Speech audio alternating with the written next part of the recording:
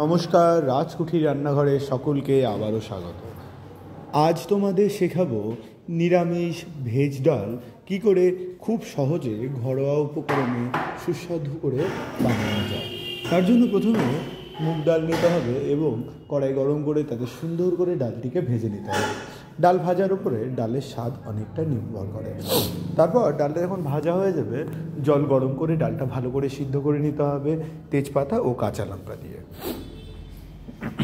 এরপর কড়াই গরম করে তাতে তেল দিয়ে তেল গরম হয়ে এলে শুকনো লঙ্কা, তেজপাতা ও গোটা জিরে ফোড়ন দিতে হবে।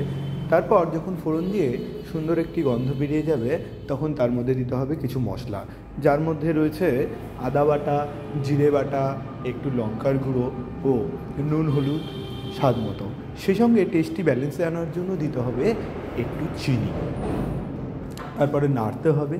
নাড়ার পরে ভেজ ডালে আগে যেই মশলাগুলো এই সবজিগুলো রয়েছে সেগুলো ভেজে রাখতে হয়, যার মধ্যে রয়েছে ক্যাপসিকাম, গাজর, বিনস ও পনির। তো আমরা ক্যাপসিকামটাকে ভাজি না, আমি সাধারণত ক্যাপসিকামটাকে মশলার সাথেই দিই। মশলাটা যখন দিয়ে প্রথমেই দিয়ে একটু নাড়াচাড়া করে নিতে হবে, তারপরে তার মধ্যে ক্যাপসিকামগুলো অ্যাড করে দিয়ে একটু কিশমিশ, কাজু বাদাম তোমরা চাইলে স্কিপ করতেই পারো, দিয়ে বেশ ভালো করে নাড়তে হবে। যখন মশলাটা ভাজা হয়ে যাবে তখন তার মধ্যে সেদ্ধ করে রাখা ডালটি দিয়ে দিতে হবে। সেদ্ধ করে রাখা ডালটি দিয়ে দিতে হবে। আর মশলাটা নাড়ার সময় ভালো করে লক্ষ্য রাখতে হবে যেন নিচের না লেগে যায়।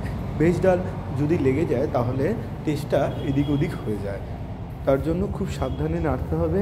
হ্যাঁ, এই সময় আঁচটি লো টু মিডিয়াম রাখলেই হয়ে যায়। তোমরা চাইলে এর মধ্যে নারকেল পোড়াও ইউজ করতে পারো।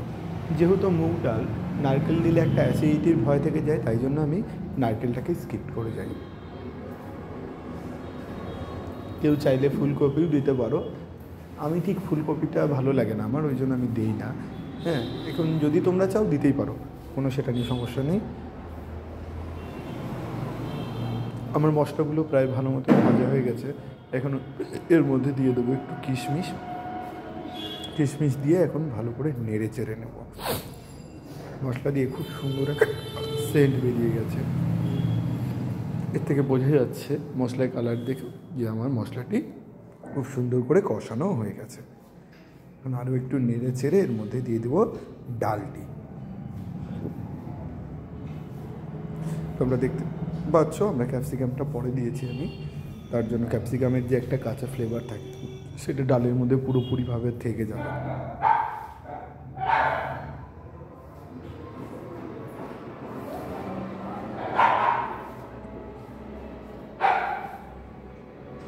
মশলা থেকে খুব সুন্দর তেল ঝেড়ে দিয়েছে। এখন দিয়ে দেবো ডালগুলো।